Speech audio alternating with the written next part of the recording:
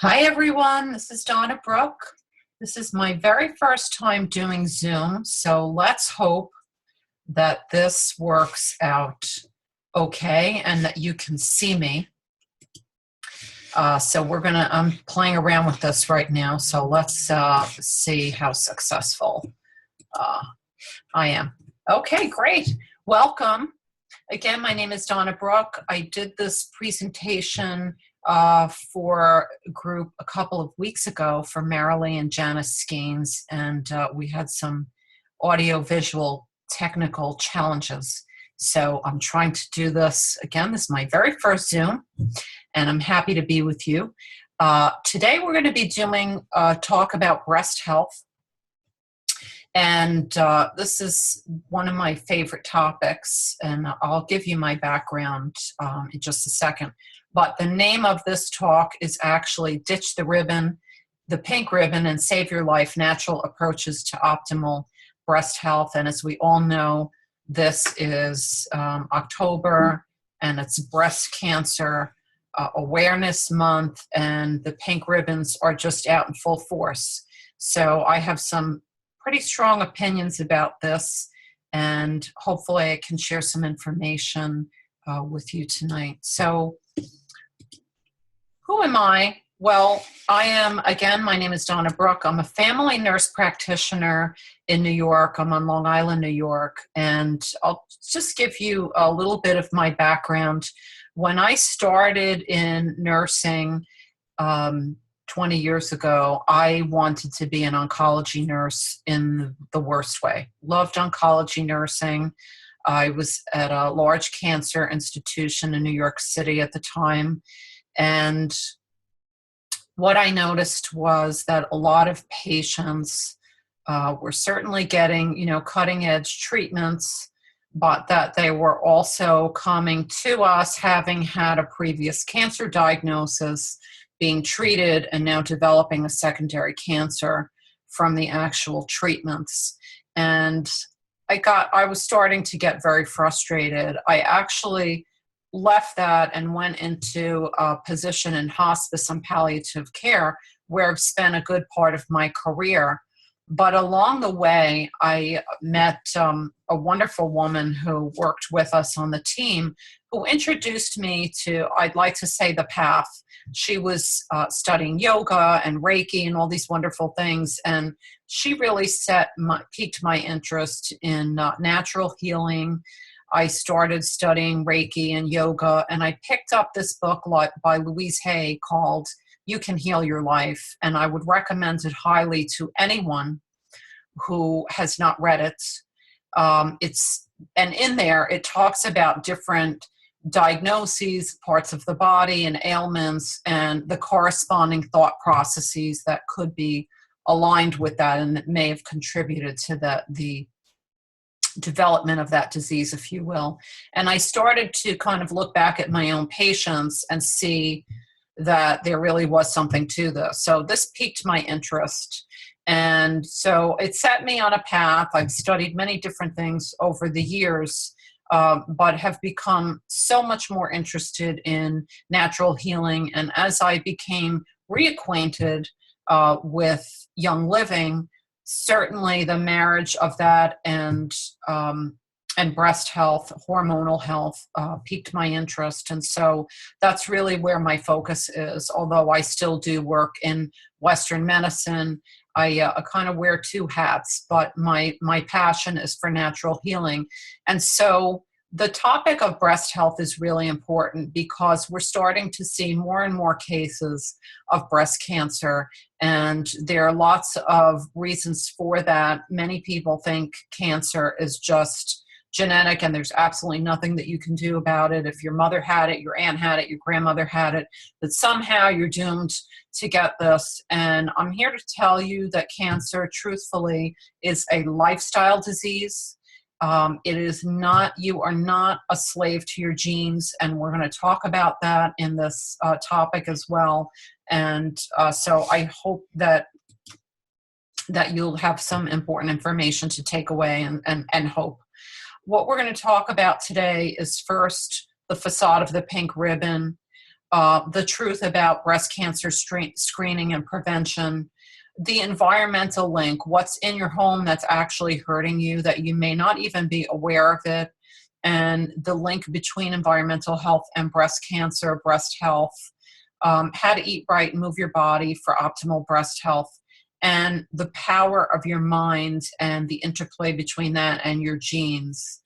So for those people who do have a family history, I don't want you to think that this is your fate. I want you to understand that you have the power to change that as well. So, and why are we really here? Well, you're here at a meeting with these lovely ladies and maybe some gentlemen to talk about young living and the power of young living and the power of the oils and the oil-infused products to support health in general and specifically breast health. So we're going to talk about some products as well.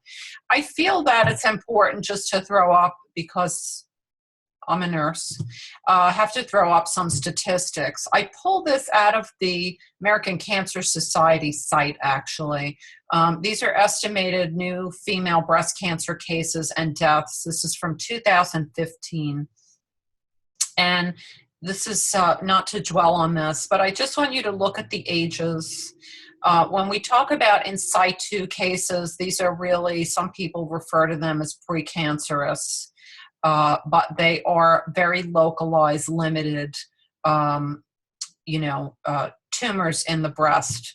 And you can see as you get past the 40 mark and closer to 50, between 50 to 70, you see that there are the bulk of cases. Now we're going to go to in more invasive cases, which spread beyond the localized, area of the breast. And you see that there's a very large number of cases, far more than in situ cases when you look at that 40 to 70 range. So clearly there's a lot of women who are suffering with breast cancer who have been affected by this. And I think, while there are some people in the scientific community say, well, looking statistically at the number of women, it's really not a large number. But if you are one of those people, or you have a family member who is one of those affected by breast cancer, then it becomes very important for you. These are all new female breast cancer cases and deaths by age. This is, again, 2015. So that's a lot of 40,000, over 40,000 women affected in 2015. And that number is climbing. And so we need to talk about this. Now, I would be remiss if I didn't talk to you about the pink ribbon. Everybody sees all the little gadgets, trinkets, gizmos, shirts, etc., all the walks, the cancer walks now for breast cancer. And so we talk about the Susan Komen or the Race for the Cure, the foundation. It was Susan Komen for the Cure, Susan Komen Foundation. We hear lots of things. What I want to say about this is that there has been a tremendous amount of money raised. This figure is from 2012, over $342 million raised. And certainly a large number of assets. I want you to look at how much is actually dedicated to health screening, a very small percentage. A very large percentage allotted to public health education, which basically is the creation of all the pink ribbon gadgets, gizmos, t-shirts, etc. So that's a pretty large percentage. And of course, the CEO's salary, and this is 2012, is close to $700,000 plus benefits. And for a small nonprofit, comparatively to others of similar size, that really is quite an excessive CEO compensation. Now, you'll hear sometimes the term pink washing, which is out there. It basically describes organizations that receive a large amount of money for publicity, for really doing very little, and that use the pink ribbon to promote products that actually are carcinogenic or cancer-causing, which seems counterintuitive, doesn't it? When you look at the Komen Foundation, Two of their largest stock holdings are one, AstraZeneca, which is a pharmaceutical company that makes tamoxifen. Okay. Tamoxifen is an estrogen receptor antagonist that's given to women, sometimes at high risk, which is what they advocate for. Unfortunately, the side effects from tamoxifen for people who are healthy and don't need to take it are uterine cancer, among other things. If you actually look it up, Google it, you'll see the laundry list of side effects. And General Electric, which makes the mammography equipment. And we'll talk about mammograms in a bit. But they actually receive, the Komen Foundation receives about $55 million annually from corporate sponsorships, including Coca-Cola. Now, if I have to give you a lesson on what's in Coca-Cola, all I'll say is this. In some states, the syrup that's used to actually make Coca-Cola is used to mop up hazardous waste on the highway. So I want you to think about that when you're putting that into your system. Coca-Cola, soda, all these different soda products are fraught with sugar and chemicals. Sugar, we know, is a major cancer contributor. KFC, Kentucky Fried Chicken, General Mills, making all the nice, cereals that have the chemicals in it. So really contributing to the actual development of cancer. The Race for the Cure, by the way, for those of you who are not aware, is actually sponsored by Monsanto, which, if you've been following along in the news, Monsanto is the largest company promoting genetically modified crops in this country. And so we know also that that is a very large contributor to the development of cancer. If you go to the site Think Before You Pink, you can get a little bit more information if you want to look into this more and just see the ties between companies that are supporting, the pink washing and, perhaps make better choices, because I really feel that we do have the power with our wallets, with the decisions that we make, to choose healthier options for ourselves and our family. So what really is causing breast cancer, all these new cases? Well, environmental toxins is right at the top of the list. And, by this, what's in our water, what's sprayed in the air, what's in our foods, what's in our cleaning products that is in our house, that we think we're doing a good thing, by buying these. A lot of times we don't know. And for a long time, I didn't know. As a practitioner, I started to learn this the more I started to study natural healing. Certainly diets high in sugar and highly acidic diets. What I mean by that, high refined foods, things that are non-alkaline in nature, which tend to be more of your natural foods, your fruits and vegetables, a lot of red meat, excessive red meat, alcohol, caffeine, that sort of thing. Inflammation is a major cause of disease, major cause of heart disease, where we used to contribute fats and, all these other things. Inflammation is really a primary cause of disease in the body, and especially cancer diagnoses. Synthetic hormones, and by that I mean hormone replacement therapy and also birth control. And some of that also eliminated through the urine into the water supply. So, even if you personally are not taking them, you drink the drinking water, and guess what? There are synthetic hormones in there that cause a lot of damage to you. And estrogen dominance, and I'm going to explain what that means in a minute. Now, we have to talk about estrogens versus xenoestrogens. So estrogen is in your body, okay? Your body produces it. It is not the enemy. We tend to think of estrogen as public enemy number one. It's the cause of everything. But it's in your body for a reason, and it serves a very good purpose. When we talk about xenoestrogens, we talk about fake estrogens, things that come from chemicals. And actually, when you're diagnosed with breast cancer, they do look at the level of xenoestrogens in your body, which are they're chemical compounds that actually exist in your body to kind of fake the body into believing that it's real estrogen, which it's not, and actually causes harm to your DNA. When we talk about environmental toxins, we're going to refer specifically to endocrine disruptors.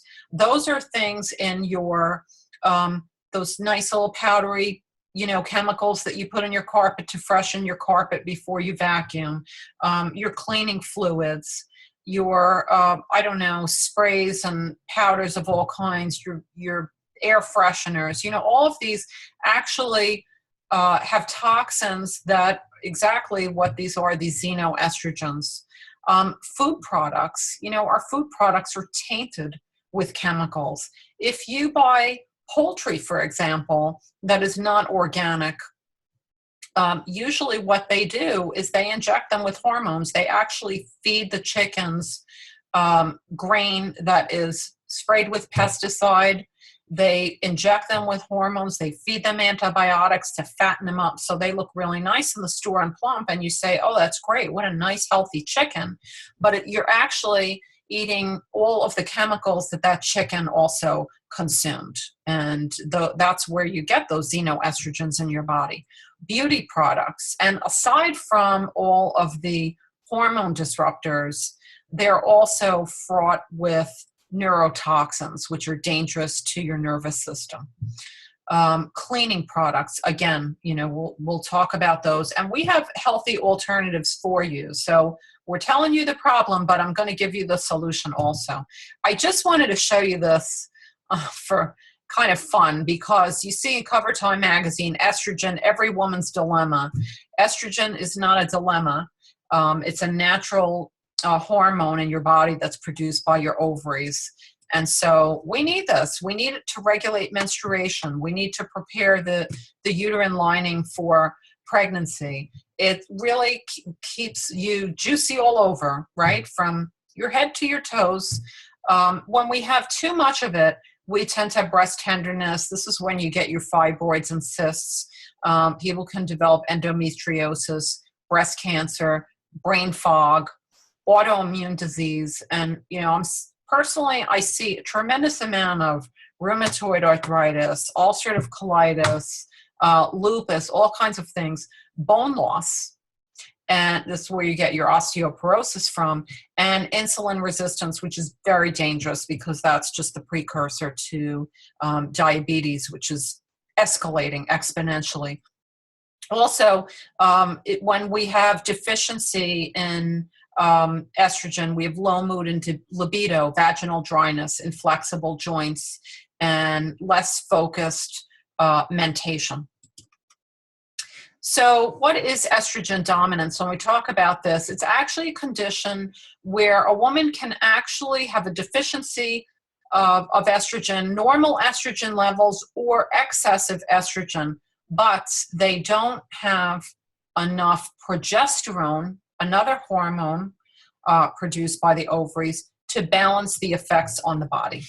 So that's the problem. Problem is not the estrogen, but it's also that we need progesterone. They're like two parts of a seesaw that keep it in balance. So what are signs of estrogen dominance? Well, decreased sex drive.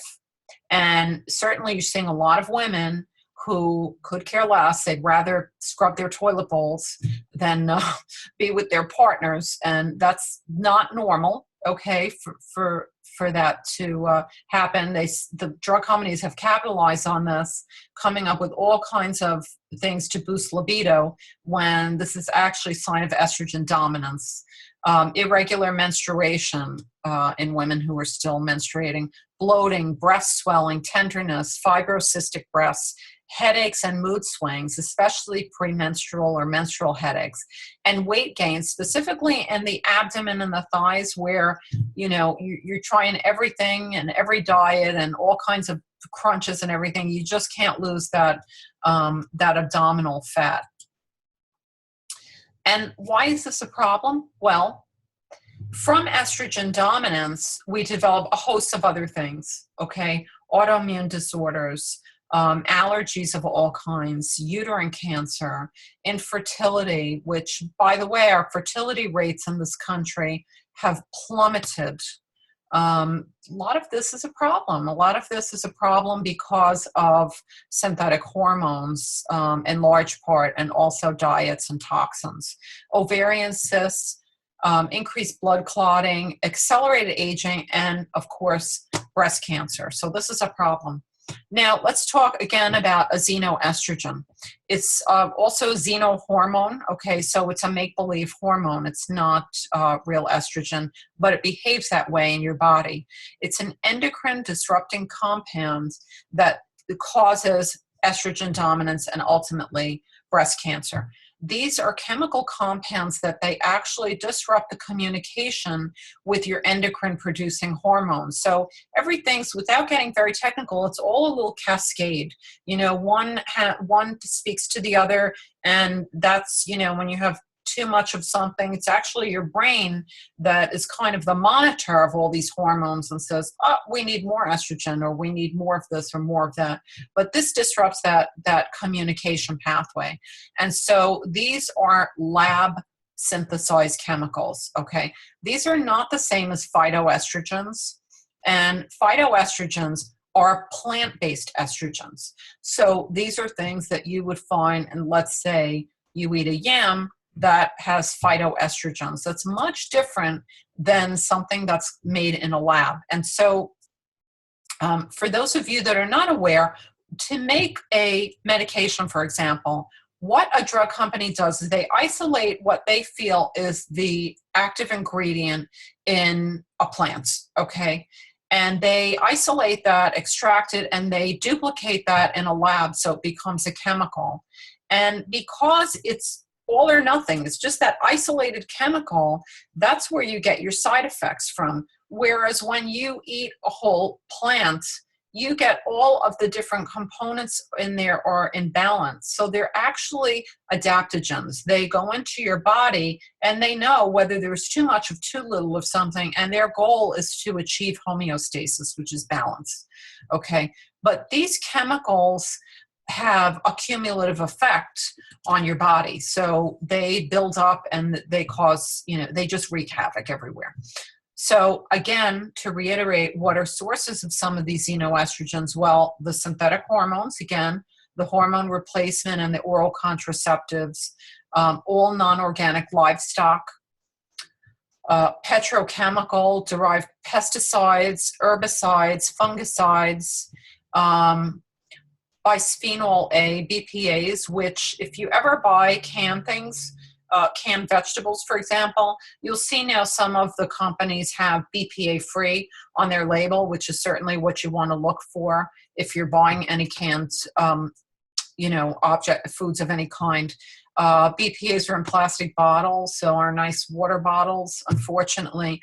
And if you consider it, our water bottles are kind of sitting on the truck coming to wherever they're going to, sitting, and probably that water is sitting in a nice hot plastic bottle.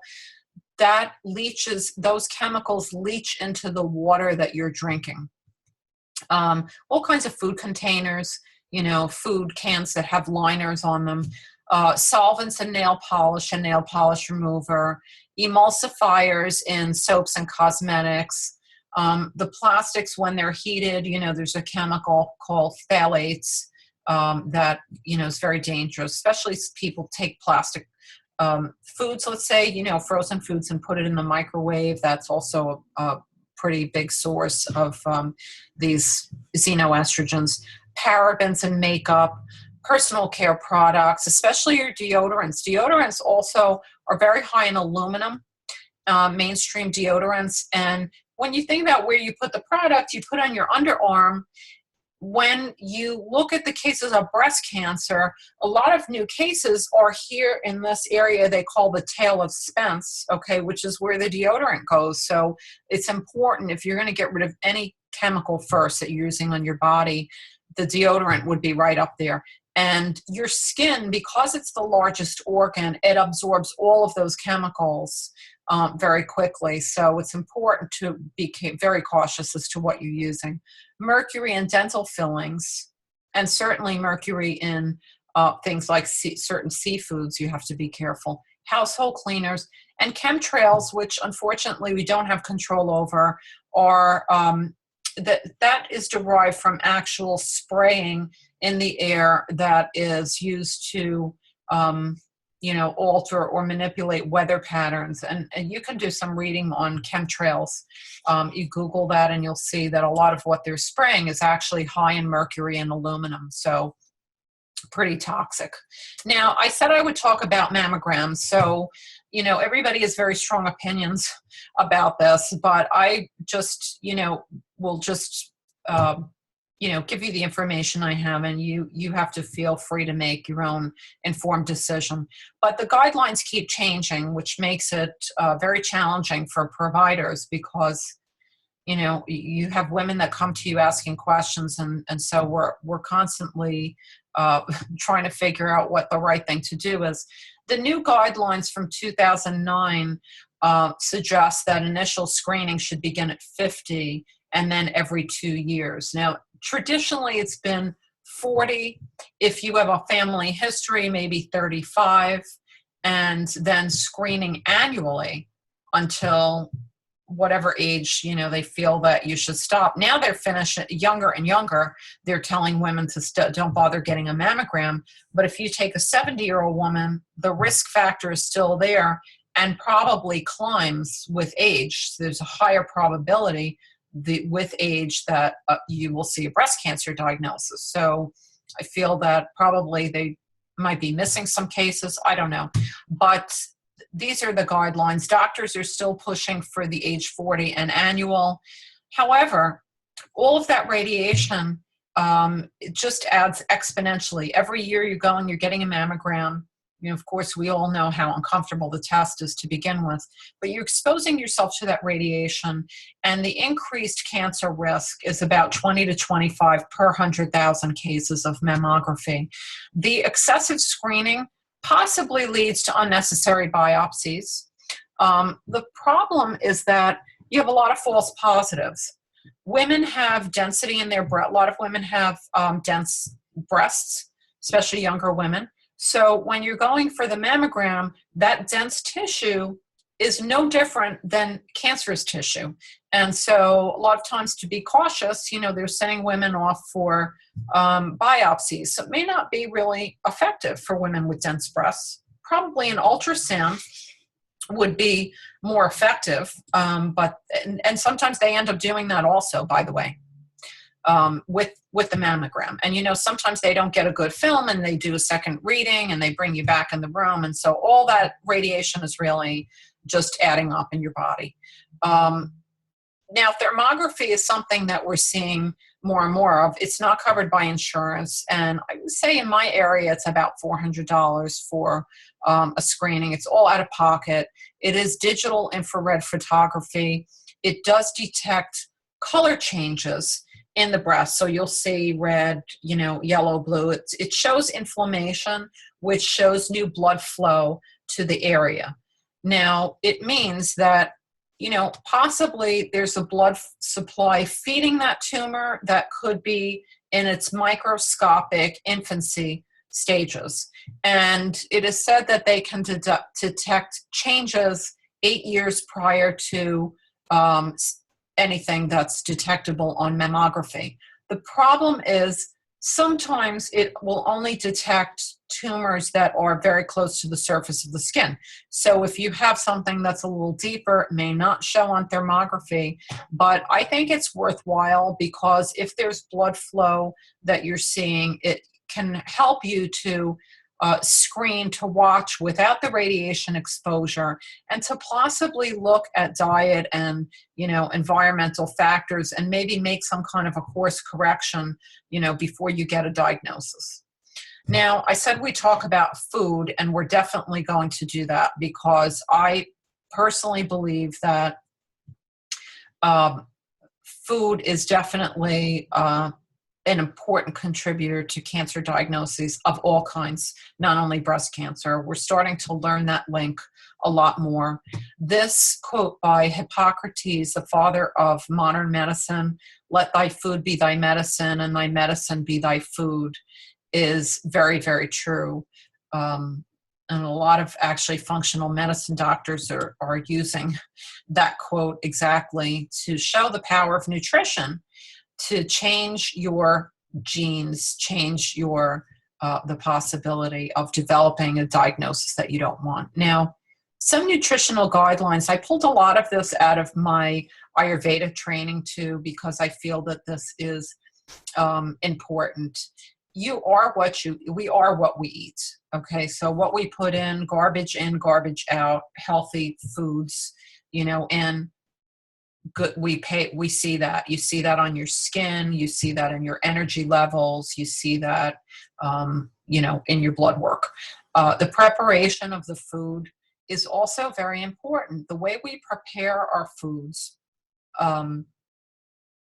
what I mean by this, if you are in a very clear and relaxed mindset when you are preparing a meal, let's say for yourself and or your family, that energy of how you are when you're cooking that gets filtered into the food that the food that you're putting in your body and nourishes you. If you are preparing food in a kind of scattered mindset, thinking, oh God, I hate my boss. I don't want to go to work tomorrow. My husband left the toilet seat up again. Whatever it is that bothers us in the course of a day, that energy is also getting into your food and ultimately into your body, and that has an effect on you.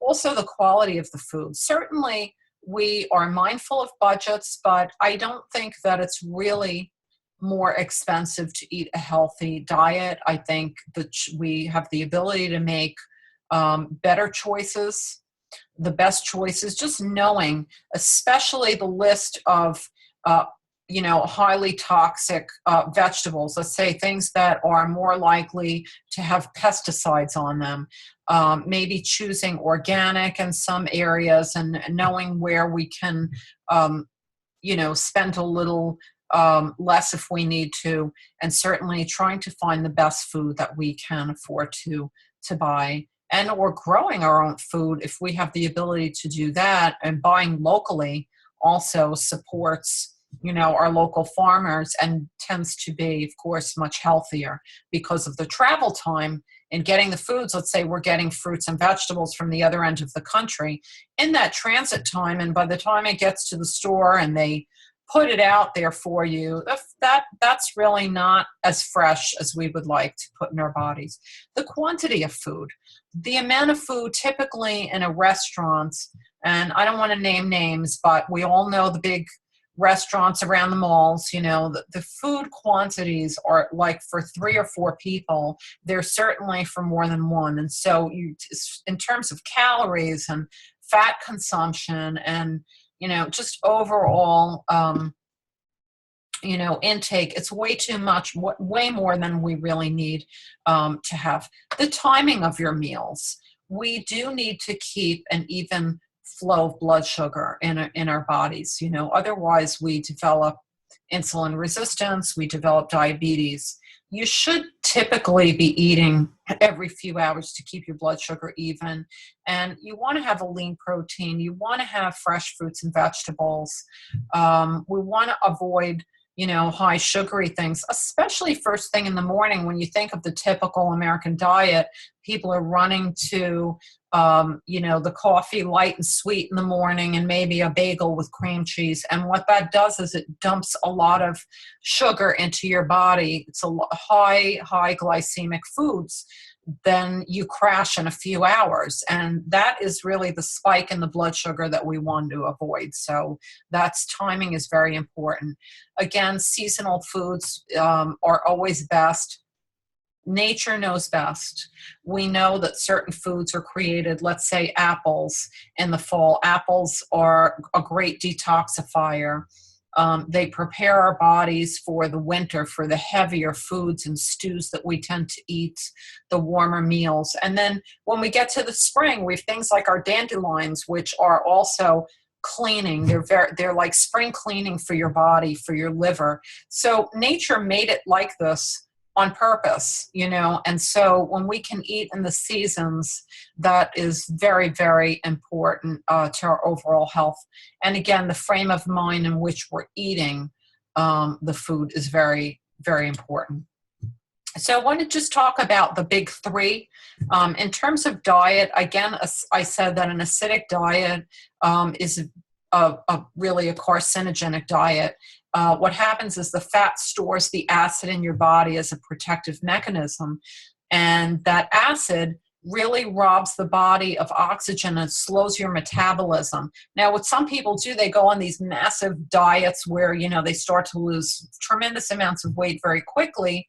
And unfortunately, though they think that's great because they're, now healthier, they're losing the weight, that dumps all those toxins that are stored in your fat, have nowhere to go. So they're kind of trapped in your body, and that can cause other health issues. Our food digests very slowly when this process is happening, and it basically rots in your body, causing yeast, which is a major contributor of cancer, fungus, and mold. And we don't absorb the nutrients appropriately. So our body can't build tissues, and ultimately our hormones are affected because our hormones are dependent on that. And by the way, an alkaline diet, which is of course the opposite, which is, you're high in your vegetables and your fruits and vegetables and your healthy foods, disease cannot exist in an alkaline environment. So when we have good alkaline cells in our body, cancer can't grow. It's not possible for it. And really, disease can't grow in an alkaline environment. So it's something to really look into. If you want to read a little bit more about this, I would recommend Robert Young's work. He talks about the pH diet, and just Google Robert Young. You can find him, and he's got a lot of great information. Sugar, again, cancer cells love sugar. Refined white sugars, artificial sweeteners, high fructose corn syrup, which basically should be classified as a poison. Now that people have gotten on to high fructose corn syrup, which is addictive, by the way, it's like being addicted to heroin. They've started to change the names and call them other things, so kind of sneak them in your food. So you have to really read your food labels.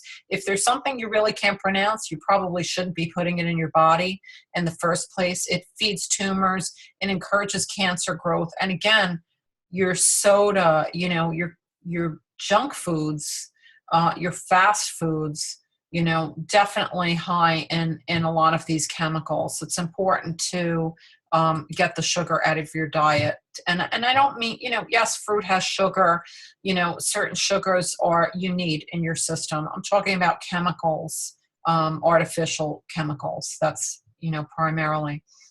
And chronic inflammation. So I mentioned inflammation and how that affects your body and your cancer risk.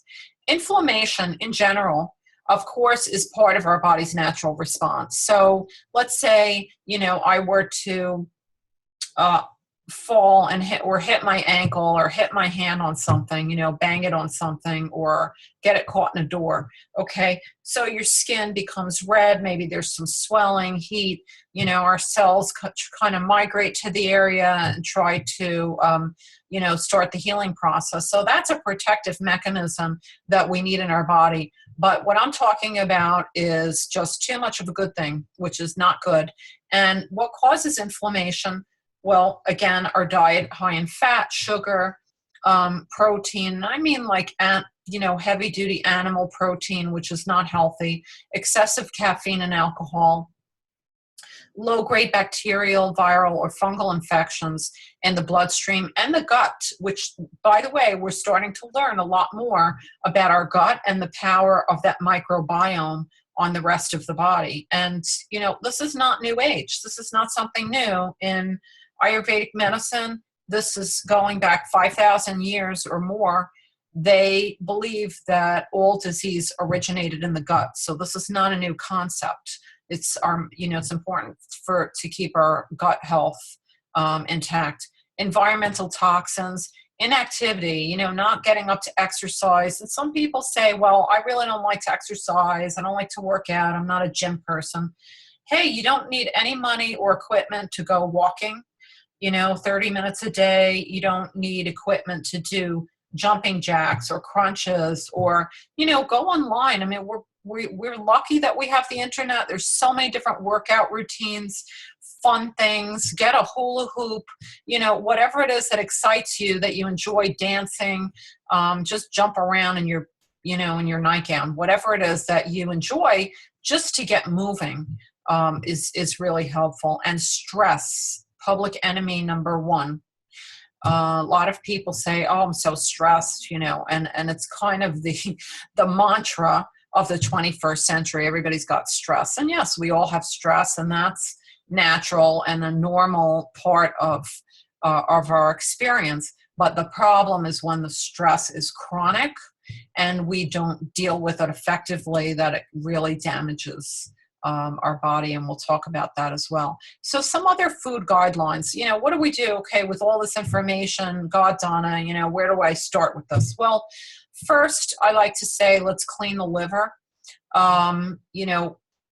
Simple things that we can do, we'll talk about this, but cleaning the liver is important because your poor liver really takes a beating.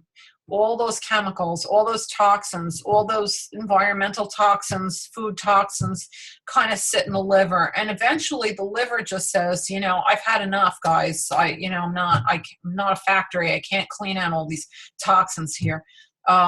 Simple things like alkalinizing your diet, adding green leafy vegetables, our supplements, which we're going to talk about in a minute. Drinking lemon water in the morning, not cold, not hot, but just room temperature water using lemon. Excuse me. We have our lemon vitality oils. Fabulous. Tastes better than a real lemon. Put a couple of drops first thing in the morning. Totally cleans out the liver for the day. And you'll see that your face looks brighter and better. You had that lackluster look. Just disappears, melts away. Clean the bowels, okay? The estrogen, the old estrogen, the kind of sits in your body, okay? And it turns into, supposed to be use it and then get rid of it in the body. We're not supposed to store it. Avoid chemicals, sugar, alcohol, artificial sweeteners, things like aspartame, very, very toxic. In the body. You see that in lots of, diet foods, sodas, and many, many things. And what aspartame does, just as an aside, is it actually increases your appetite and it makes you eat more. So it is very counterproductive if you're trying to lose weight to be using artificial sweeteners. MSG, which is a preservative that's in lots of different foods. And high fructose corn syrup, and even things like, your ketchup or your marinades or your sauces, you have to read the labels because a lot of these chemicals are hidden in there. Helps a lot to limit gluten and dairy in the diet. And I'm not an all or never type of person. Certainly people have celiac disease, have to eliminate gluten, but a lot more people are becoming gluten sensitive because our wheat is basically genetically modified in this country. And unfortunately, people are developing all types of sensitivities to gluten. So it's best to, if you can eliminate it altogether, to basically limit it in your diet, and as well as dairy also can wreak havoc on your hormones. And when you think of where the dairy comes from, again, you're exposed to milk from animals that have been treated with antibiotics. So again, you're ingesting that. Choose from quality animal or plant sources, certainly. Increase your healthy fats. We need fat in our diet. We don't need the fat that you get from, let's say, sausage patties from McDonald's, but we do need healthy fats. Coconut oil, olive oil. Coconut oil is great because you can heat it. You can saute your vegetables. You can heat it to very high temperatures and it doesn't get rancid. With olive oil, it's better to use it to not fry with it. You don't want to heat it at high temperatures, but certainly on salads, putting it on grilled vegetables, that kind of thing is fabulous. Avocado and nuts, to name a few. phytoestrogens in your vegetables. So things like yams, cruciferous vegetables, that is like your cabbage, your Brussels sprouts, your broccoli, things that are in that family. And also turmeric. So turmeric is a spice. Turmeric is anti-inflammatory. It has, I can't even begin to tell you how many great uses for turmeric. If you also combine that with black pepper, you increase the absorption of turmeric by 2,000%. It's anti-inflammatory. It's also great for your joints, but you can even put a little bit in your shake in the morning. You hardly taste it at all. And here's my picture. Hopefully you can see this. The modern day plague. We're going to talk about stress. I'm sure everyone can relate to this. You know, you just see the millions of things calling your attention, and you feel like you're pulled everywhere, which way from Sunday. Everybody needs you immediately. You're just in a constant state of go, go, go. And this is really a cause of inflammation and ultimately disease. Now, we all have cortisol in our body. And this is produced by your adrenal glands. And it's a very important hormone in that it governs blood sugar and blood pressure and immune function. You need stress. If you go out and walk off the sidewalk and a car comes very close to you and you pull back, that is your stress response saying, oh, danger, move out of the way. So your heart may race. You may start to feel, a little lightheaded. You start to feel, oh my gosh, there's a danger here. But what's supposed to happen is that in a minute or two, we're supposed to revert back to our normal state. We're not supposed to stay in that high stress state for the rest of the day. But many of us go along the day where, you're stuck in traffic, you're late for work, your boss is pulling you in this direction, you have family obligations, on and on and on and on. And what happens is we stay in that high stress state, that high alert state for the whole day, for the week, for the month, etc. And it leads to high cortisol in the body, which causes you to feel wired, but you're exhausted all at the same time. And we don't sleep, or you may find yourself waking up every 3 hours and say, well, I don't know why I'm getting up every 3 hours, or I'm getting up at the same time in the middle of the night, especially like the 3 a.m. wake-up call for a lot of women that I hear. You will never lose weight, and you will never be in optimal health with that level of stress. Especially we start to store that fat in the middle, and it's very, very difficult to recover. Over time, what happens is that high cortisol, eventually your body becomes depleted, and you actually develop with extended stress, low cortisol. So you feel totally exhausted and drained. No matter how much sleep you get, you never recover. And that chronic stress is what leads to inflammation and ultimately cancer. Now, I threw this slide in because I remembered listening to a talk that was given several years ago at a holistic nursing and holistic medicine at a joint conference. And I know Marilee will remember the name of this doctor who spoke about this, but she was a GYN, and she was telling this group of holistic nurses that, we keep teaching women how to do breast exams, right? They're always telling you to do self-breast exam. And actually, self-breast exam is certainly important. And I think more abnormalities are found from women doing their own exams than mammograms. However, we're kind of trained women to look for lumps, to almost decide that they are fated to develop something. We're constantly, make sure you're looking for lumps, look for lumps. And sometimes it becomes a self-fulfilling prophecy. And I told a story to the other group also about how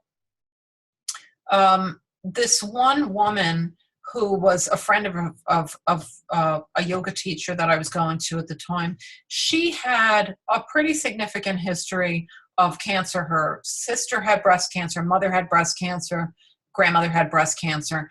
And so she kept saying, I'm looking for lumps, I know I'm going to get this. I know I'm going to be diagnosed. It's just a matter of time. She was kind of talking herself into this diagnosis. And eventually one day, sadly, she did develop breast cancer. And when she got that diagnosis, it was like she won a prize. I know it, I got it, as if this was, something to be proud of. And I want to tell you that our mind is very powerful. We need to start telling ourselves a different story. Okay, we need to, tell ourselves in whatever affirmation that you want to use, that we have healthy breast tissue. That whether you're doing massage or however you want to phrase this for yourself, we need to stop telling ourselves that we're looking for lumps, like we have an expectation that we're going to find it. Now, I have to talk to you about epigenetics, because this is a term that's become more widespread, if you will, in the medical communities. Not a new term, but people are starting to learn about this. And this is basically the study of changes in gene expression that does not involve change to the underlying DNA sequence, which affects how cells read the genes. So in other words, if I have two women who are tested for, the BRCA gene, the breast cancer gene, which a lot of women elect to get tested for because they want to see if they have it, if they have family history, etc. You can have two women with the same gene. Maybe they both are, have the BRCA gene. One develops disease, one does not, one remains healthy. And I think, you have to ask yourself, well, why that is. Look at their lifestyle, look at what they're telling themselves, what is the thought process? What is their, what is the message that they're sending to their body on a daily basis? Because it does make the difference. You may have the gene and there's not anything you can do about the DNA that was passed on to you, but we do have the power to change our lifestyle, and we have the power to change our thoughts. Your DNA is not your destiny. Okay, that's what I really want to say. Carolyn Myss, who is well-known medical intuitive and has written many, many books, says your biography becomes your biology. Our attitude can either help us or hurt us. The messages that we keep telling ourselves about our health. I hear this all the day, and it's not just, around breast cancer. It could be about anything. I work with a lot of patients who have dementia as well. And I frequently hear their kids say, well, my grandmother has this and my mother has it. So, it's just when I get old, I'm going to have the same, I'm going to get Alzheimer's, I'm going to get this, that, or the other thing. And that really sends a very negative message to your body that we need to stop that. So we have the power to use meditation, visualization, affirmations. Tell yourself affirm. Don't affirm what you don't want. Affirm what you do want. Okay, so whether you tell yourself, I have vibrant health. I have healthy breast tissue. Whatever it is, you get the point. You want to stay positive. You don't want to state it in a negative. And if you don't like what you're seeing in your life, then we have the ability to change our perception of it, right? The shamans in Peru that I had the very great fortune to study with some of them say that in the West, we are people of the precept, but the shamans are people of perception. If they look at a situation, they say, I don't resonate with this, I don't like this. They change their view, they change the way they look at something, and that ultimately changes that expression of that, in your life. Now, when we talk about the breast, we talk about the symbolism of mothering, nurturing, nourishment, right? It's not just an sexual objectification, but it represents, our sense of nurturing to others around us, whether we have children, don't have children, but everyone we come into contact with, those we act like mothers for. When I read Louise Hay's book, You Can Heal Your Life, She talks about the breast disease, I should say, as the inability to nourish the self, putting the needs of others, first, being overprotective, hovering, overmothering, overburdening. This is what leads to imbalance. And women can all identify with this. We put everyone's needs ahead of us, whether our partners, children, bosses, all things that we're asked to participate, maybe outside the PTA, whatever, we say yes to everything, and we give ourselves the scraps of what's left. They say when you go on an airplane and the oxygen drops, you should help yourself before you help, the person sitting next to you. If we don't nourish ourselves, there is nothing left to give anyone else, and we're really not doing anyone a service, least of all ourselves. So that's something that, we really need to think about. Now, okay, all this information, where do I begin? Well, we need to start small and make healthy choices every day, and make incremental changes where we can. Sometimes we come away and we say, all right, starting tomorrow, I'm going to do this whole laundry list of things. And really, we set ourselves up for failure. Once you start to make a little change and you start to see a positive effect, you're going to have momentum behind you, and you're going to start to make other little changes. And incrementally, all of those add up, and you're going to start to see 6 months or a year from now, you won't even recognize your life as it is. And Young Living has so many wonderful products to help along with this. I have to say that I have become so much more enthusiastic. When I was first introduced to Young Living, it was a yoga teacher actually that introduced me. I saw the products, and she just presented this as, oh, maybe you want to try these. They're nice. They smell good. And I bought a bunch. I looked at the names and I said, oh, this sounds nice. I need joy. I need acceptance, etc. And so I had a bunch of oils that smell nice, but I didn't really know what I was doing with them. Now that I really use them with people in my own practice, that I use them for myself and my family, they are part of my lifestyle that I cannot live without. So, I want to tell you that this is so much more than, a simple company. The Young Living is incredible. And the products that we have, the oils and the oil-infused products, are so important to your health.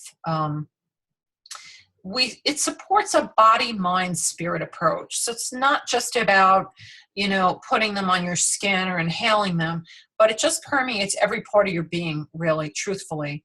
In terms of your body, certainly we use the oils, and there are, lots of different wonderful oils, blends and single oils that we can use, but also the oil-infused supplements.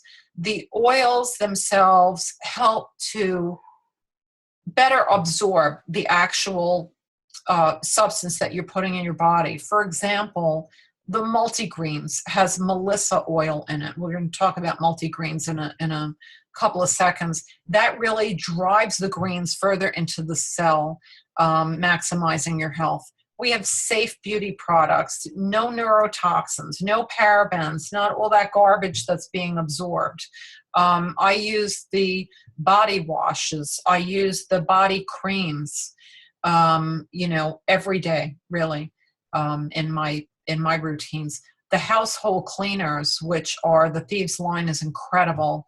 I would never live without it. I actually, in this season, especially when you're starting to see colds and flus and everything like that, and I personally, and I'm not, standing on my soapbox here, but I personally do not get a flu shot. And I can tell you, I work around a lot of people who have the flu and colds and different infections.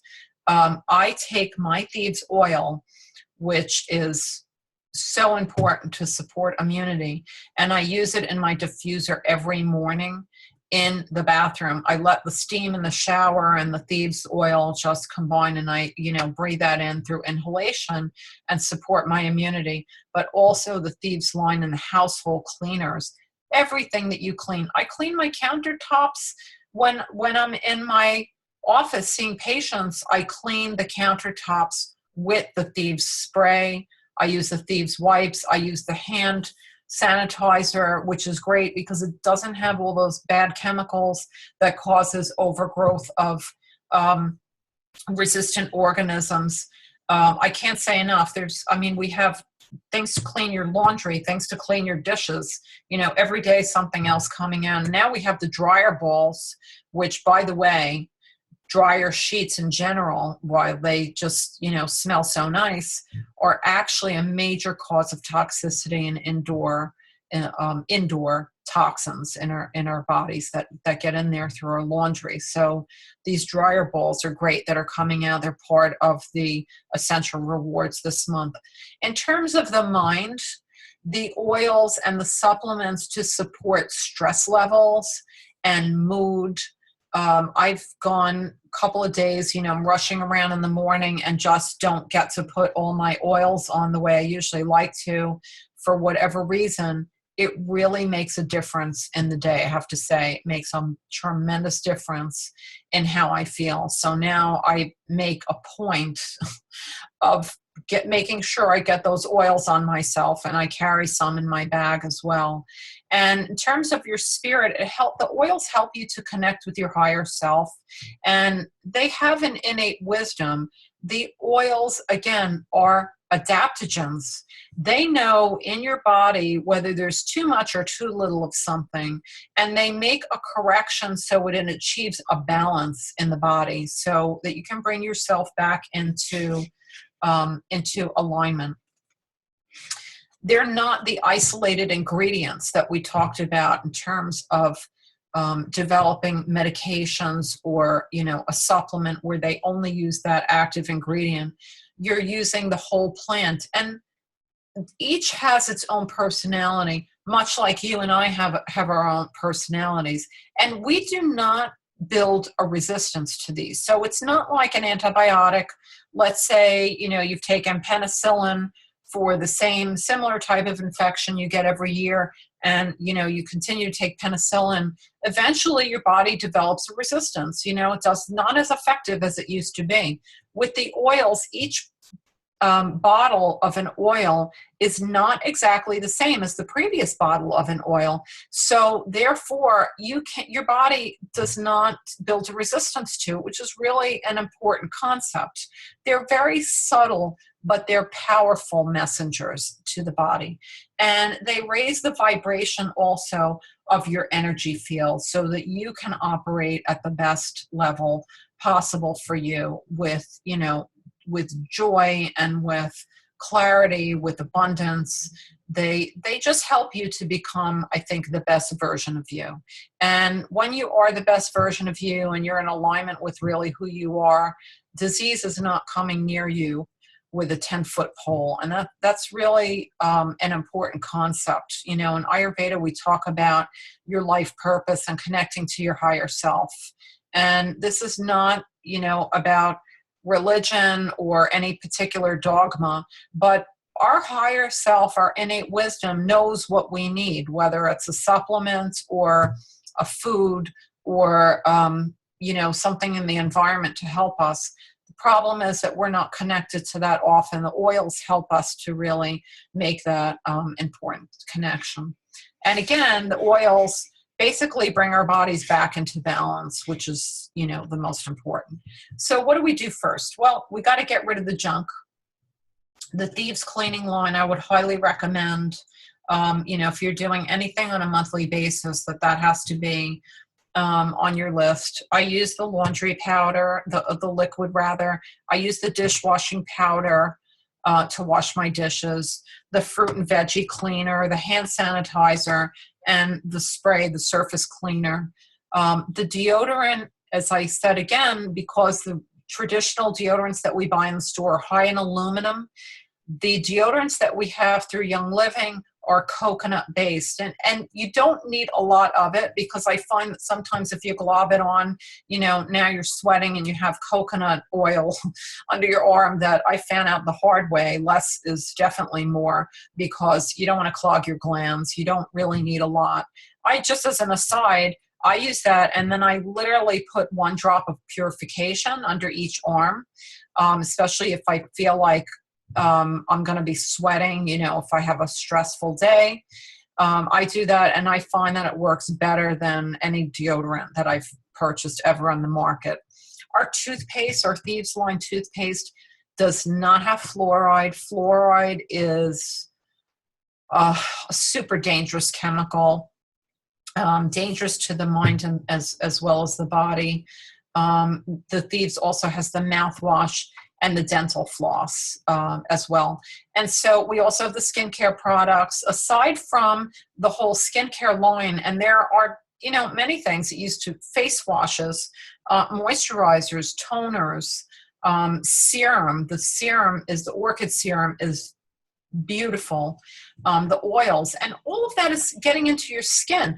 Whether you're ingesting an oil in the Vitality line, or you're taking an oil through one of the supplements, or you're putting it on your skin, you are constantly nourishing your immune system. You're constantly supporting your immune system to be the best version, healthiest version of itself. In terms of elimination, we have the cleansing trio, which is the Essential Zyme, the ICP, and the Comfort Tone. So it helps to eliminate all that, garbage estrogen that needs to get out of the body. It increases your dietary fiber, which you also need in your diet as well. Fiber will help to eliminate that old estrogen. And of course, you want to drink more water. Otherwise, the fiber is going to kind of sit in your stomach. But the enzymes are really important. I know for myself and for others who've had issues with yeast, and if that's something you're dealing with, I can't say enough about the enzymes through Young Living, that you take them in between meals. They really help to get you the most nutrients out of your diet and bring your gut back into balance. It really supports that microbiome. And now, once you do all your cleaning and you've done your liver and you've done your bowel, you want to rebuild. So that's the second part of this. And we need to establish really a good foundation. So one of the top products is, of course, Ninja Red. That's our flagship product, if you will, in terms of the berry drink. It's made from the wolfberry in Ninja China. It's nourished by the Yellow River. This is what the Chinese Olympic athletes use for immune support. It's very nutrient dense. It's very high in antioxidants, which in the body really scavenge the body for those free radicals, those things that are trying to look for trouble in your body and cause, cancer cells to be activated. And we all have cancer cells in our bodies at any given time. The question is whether we have that switch to turn it on. And certainly having antioxidants in the body is important to prevent that switch from turning on. It's made from super fruits and berries, so this is not high glycemic fruits. These are not fruits that spike your blood sugar. There's no junk juice in it. They are enhanced with the therapeutic grade essential oils, lemon, orange, tangerine, and yuzu to support the immune system, and again, to drive the supplement into the cells. So in terms of the juices, there's plum juice, there's sweet cherry. Cherries are very important detoxifier. Choke cherry, pomegranate, which is great for women who are perimenopausal, menopausal, but it's certainly good for hormone balance in general. Blueberries for thyroid function, and chromium is important in terms of the action of insulin in the body. So these fruits are powerful. Also, your omega G's is your fish oil, your omega 3s. These are basically oils that prevent deterioration. The essential oils rather prevent deterioration of the fish oil itself. So they keep it safer for your use, internal use. Fish oils in general are important for the inflammatory response in the body. facilitates weight loss, and it has CoQ10, which is important for heart and liver support, vitamin D3, clove, German chamomile, and spearmint. It is really omega joys, I can't say enough of. It doesn't have that repeat aftertaste too, like some fish oils do. You feel like you've just like regurgitated a codfish. I never feel that taking the omega joys. And I take it with, a breakfast or a meal. If you're using the master formula, it's in there. It's like one packet that you take in the whole day and get your supplements, into your system. Sulfurzyme, sulfur, very important substance in the body. You need adequate sulfur to support other body functions. This product also has 50% ninja wolfberry, which again, you have your antioxidants, so it protects your cells and connective tissue, supports immune function, liver and circulation, and removes, your free radicals. In terms of enzymes, Digestzyme, Essentialzyme, they help your body to make its own enzymes. So it's not, because you take them, it's not like your body's going to take a vacation and say, oh, I forgot how to do this. It's very supportive. You need these enzymes to make your proteins and your peptides and your polypeptides and ultimately your hormones. So we need these enzymes. You take them again between meals. And if you're dealing with candida, I would definitely recommend that you, use enzymes to support healthy gut function. Now, this is my very, very favorite product. Well, actually, one of them. I have many. But Progessence Plus. Progessence Plus is actually an oil. Okay, has a beautiful fragrance. It is actually micronized, natural, bioidentical progesterone. Okay, this was developed in part by Dr. Dan Purser, who's an endocrinologist who works with women who are dealing with, hormonal issues. Now, I just want to say this. I said this to the other group, that there's always the warning about progesterone. There is a label on it in terms of cancer risk, and where this came from is strictly from California. California has a law that any progesterone could literally be a phyto, something in a plant-based, it is linked to cancer, even if it's from a vegetable. So there is a law that they have to label that as, with the cancer risk. But certainly, that is not a risk with Progessence Plus. But I want to put that out there. It is an end product progesterone, which means your body doesn't have to do anything to break it down. If you have more than you need, your body will actually use it for another purpose. It does have essential oils, which help the absorption. It has frankincense. And I would really recommend that you do a little bit of research in terms of frankincense. And all of the effects that it has to support immune function. Copaiba, sandalwood, it has a base of vitamin E. All of these are beautiful, beautiful oils. You don't need cycling. So sometimes when people have used progesterone like gels, compounded from the pharmacy, they will have to start at a certain point in the cycle and they'll continue it for so many days and then they stop. You don't need to do this with Progessence Plus. And the way you apply this is that typically you use it at night, but I slap it on all hours of the day. And you want to put it near your carotids here because it has pretty good absorption. You can put it on the back of your arms, the kind of the fatty areas, or on your abdomen.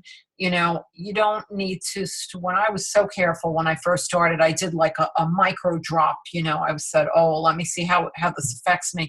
Now I just slather it on. Sometimes people that use a little bit at a time, very, very tiny amount, actually have, side effects from that. So you don't need to do that. You can just put a drop in your hand, put another drop, put one on each side, on your carotids. And, start to go from there. Some people use it several times a day. But this really helps to support that balance in the body, that we're talking about. So some of the benefits of Progestins Plus, and of course, we have to be cognizant of the fact that we never make any claims, that the FDA is always watching out for everything that we're saying. So we don't make claims, but we want to say that it supports healthy breast tissue, healthy hormone levels, healthy cardiac function, healthy bone structure, healthy sleep patterns, and healthy libido. So it's like a miracle in a bottle, truly.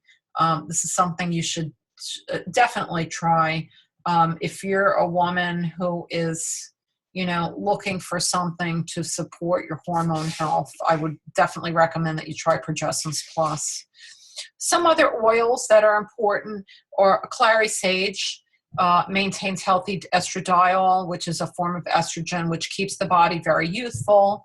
This is a phytoestrogen. Some people don't like the smell of clary sage. Some people love it or they hate it. So, they say if you really don't like an oil, that probably your body needs it. So definitely give it a try, but you don't have to put it somewhere where you actively smell it. You can put it on your ankles, on the inner and outer parts of your ankle, which if you guys are into reflexology, the same thing with your hands, that it's kind of a mirror of the body. The ankles, inner and outer, represent your sexual organs. So it's a good place to put clary sage. Alternately, you can put on the bottom of your feet. It is uplifting and calming for those who really enjoy the fragrance. And again, if you don't like the fragrance, probably won't smell it on the bottom of your feet. So that's great. Lady Sclariol, which was actually designed by Gary to be used as a perfume. You would apply this to your throat, behind your ears, anywhere that you would normally put perfume, on your wrist and ankles. Very subtle, but look at the oils in there: rosewood, geranium, orange, clary sage, ylang ylang, which, just a little aside from me, ylang ylang, a little side story about this.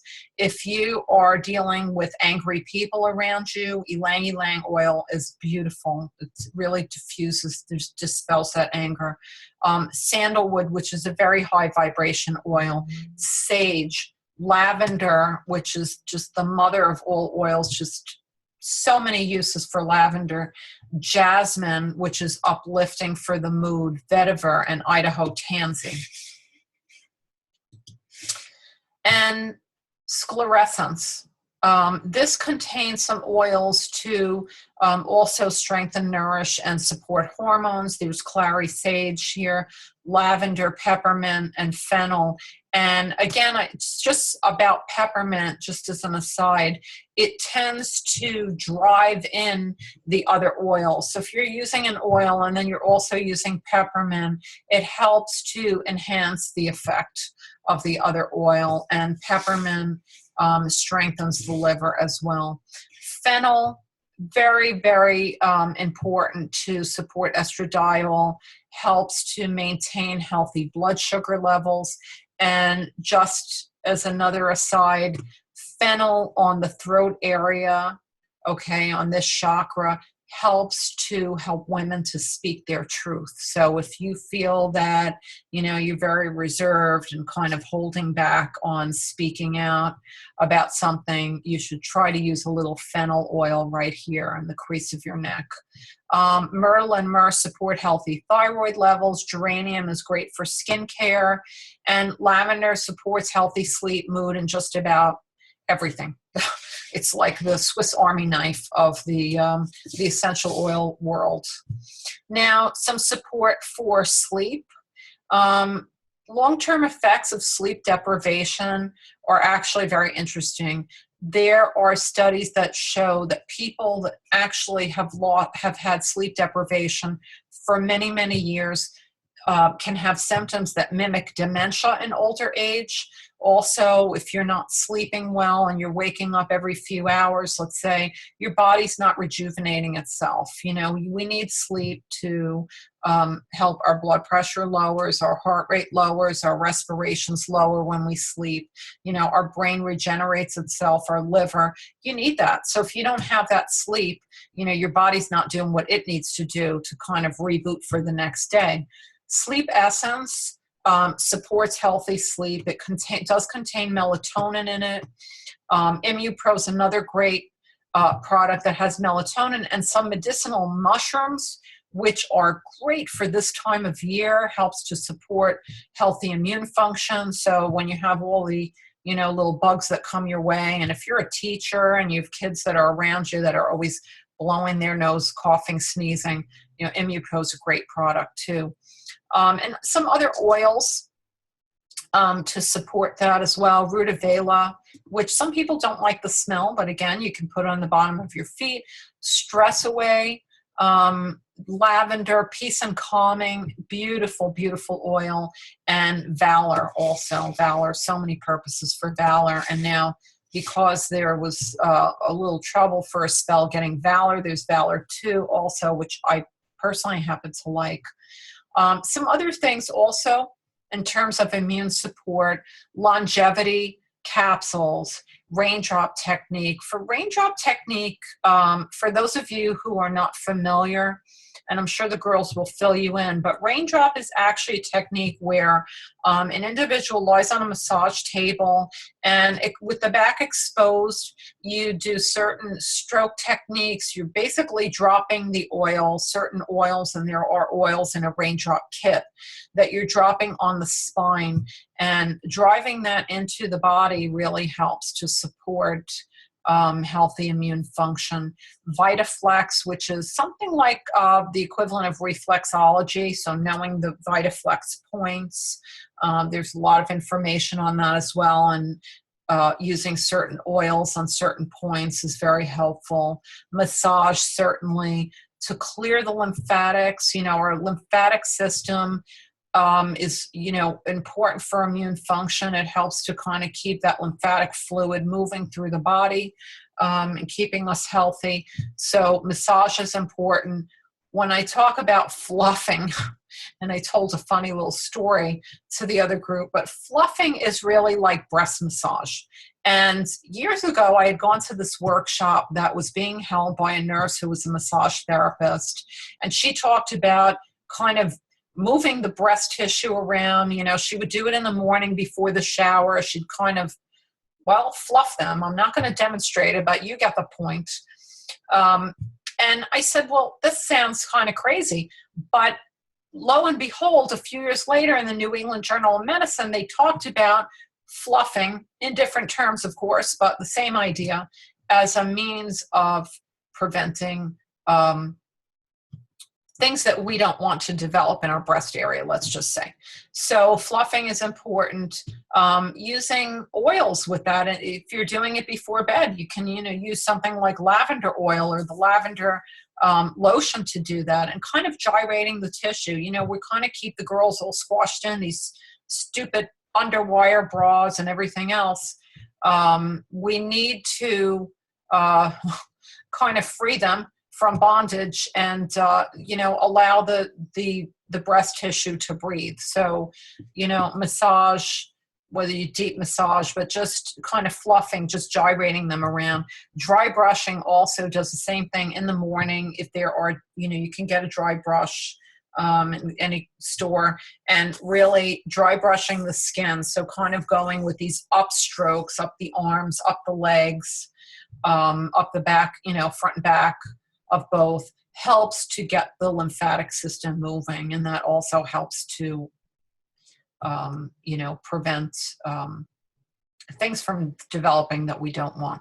And the other thing is oil pulling. That's another suggestion that some people do, where with oil pulling, what they do is they take like a small amount of coconut oil, for example, into their mouth. It's just a small amount, and they kind of move it around and swish it around their mouth for, you know, they tell you 15 minutes, but that's really a long period of time when you have coconut oil in your mouth. but you can do it for as long as you can stand it. And then you want to spit that out in the garbage, not your drain, or you'll clog it. But what that does is it tends to leach out any chemicals that are in your body through your mouth. And it's also a good way to support immune health. I just want to say something about the longevity capsules too that I forgot. There is frankincense in there. Frankincense, again, I would really encourage you to look up that oil and to see all the things that frankincense does for the body. So taking that in just, on a daily basis, it's so powerful for your health. In terms of stress support, one of my very, very favorite products, along with Progessence Plus, is something called Cortistop. This is wonderful for keeping you, at healthy stress levels, I will say. There is DHEA in it. It is phyto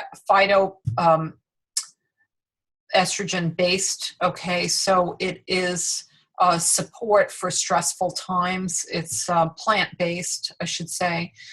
It has black cohosh in it, which is very important for women who are perimenopausal, menopausal.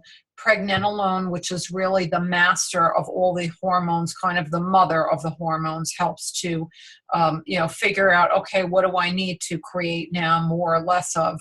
It has the fennel oil, frankincense once again shows up, and peppermint again shows up.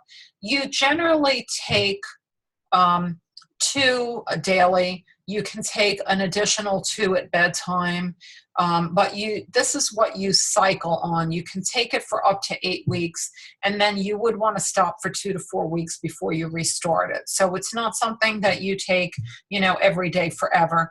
But I will tell you, if you are at a point in your life where you just feel like the walls are closing in, I'm stressed, pulled in different directions, and you're not sleeping and you feel like, the whole world's crumbling, this really helps you to just change your perception, where you feel like, what, this is no big deal, I got this.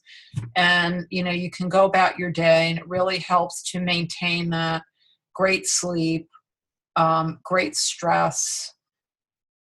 Overall, you get the picture of what I'm trying to tell you. Also, we talk about the mind, so clearing the mind. And when we look about breast health, breast disease, anything like that, we want to know, well, what's the emotion underlying the disease? I don't care what it is that you have, there's always a thought pattern behind it. May not be the whole cause, but part of the cause.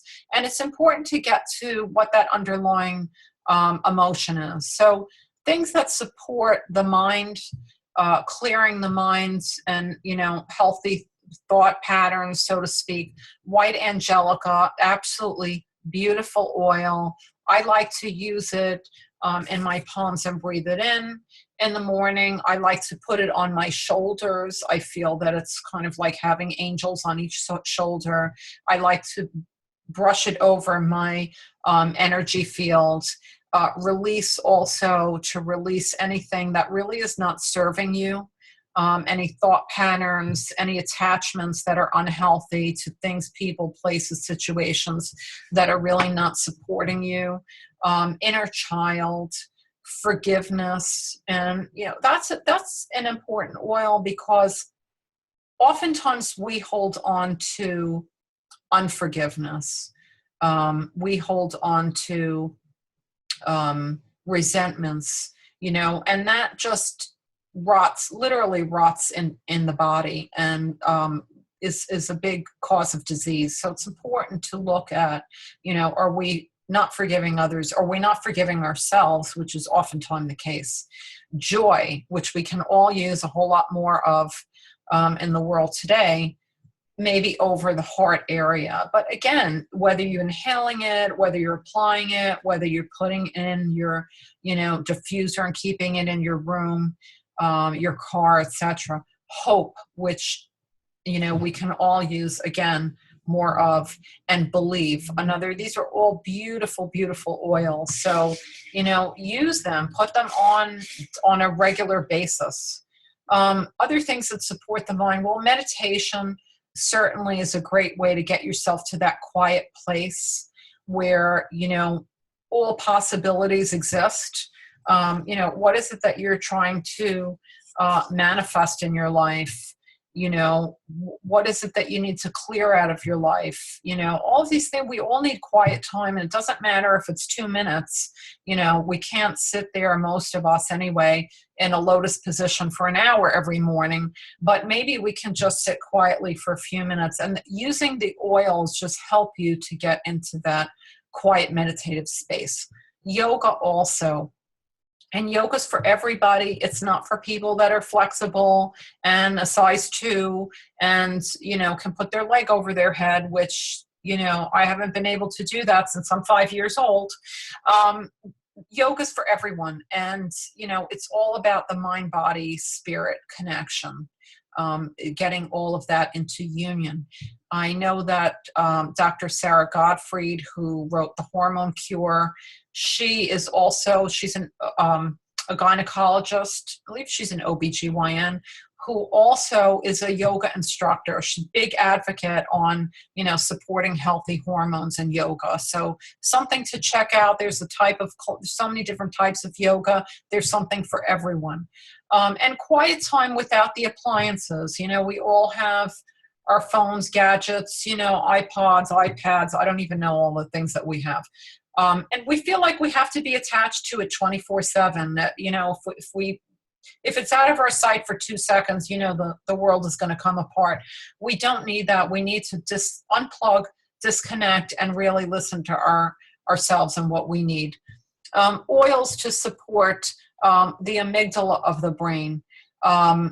Jasmine, lavender, peace and calming, stress away. The names say it all. Harmony, ylang ylang, joy and believe and valor. And something I've been using more recently, cedarwood also, I use all over the back of my head before I go to sleep. And cedarwood really helps you to break old patterns that are not serving. So if you feel like you need to make some changes, that you have some unhealthy attachments to something, that you need to really cut those cords, cedarwood's a great oil to do that. And it really supports your sleep and your dreams. And it's just a great oil. Supporting your spirit. So, some of the oils, again, are here. White Angelica, highest potential, magnify your purpose, living with passion, living your passion, envision, humility, gratitude, harmony.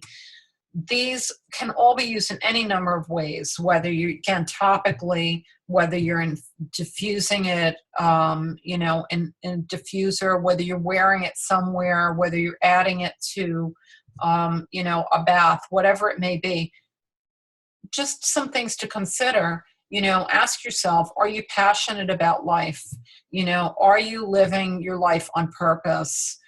What can you do today to nurture your spirit? Again, even if it's only for a few minutes, you don't have to give yourself 3 hours if you don't have it, but can you just give yourself a few minutes of that, support? When we connect to our sense of purpose in this world, our bodies become just vibrant, our cells awaken, and disease does not seek you.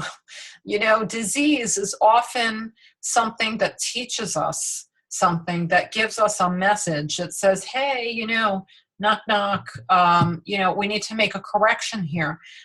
We don't want that. When you're living in your purpose, when you're passionate, it just sends a message to all the cells in your body, hey, we're alive and awake. And so think about that. If money weren't an issue for me, what would I do? What would my day look like? Try to set up a vision board for yourself. What are you looking to create in your life? What would the ideal day look like for you? And really feed that vision. Stop focusing on what you don't want in your life and start focusing your energy on what you do want to create, because that is the most important thing really that you can do to support your health. I thank you so much. I am just praying right now that all went well, and when I stop this video, that you can hear and see me in the PowerPoint. This is my website, juicylivingforwomen.com. I'm on Facebook, and I have 2 sites. I am also, struggle like all of you with making necessary changes. I will always get back to you if you message me. I'm definitely putting more posts out there, so I appreciate your time. I'm sorry that I can't be down there with you. If you were a little bit closer to me, I might have made the pilgrimage. But hopefully you've enjoyed this. And please, if you have any questions, reach out to me. And it's been a pleasure. Thank you so much. Have a great night.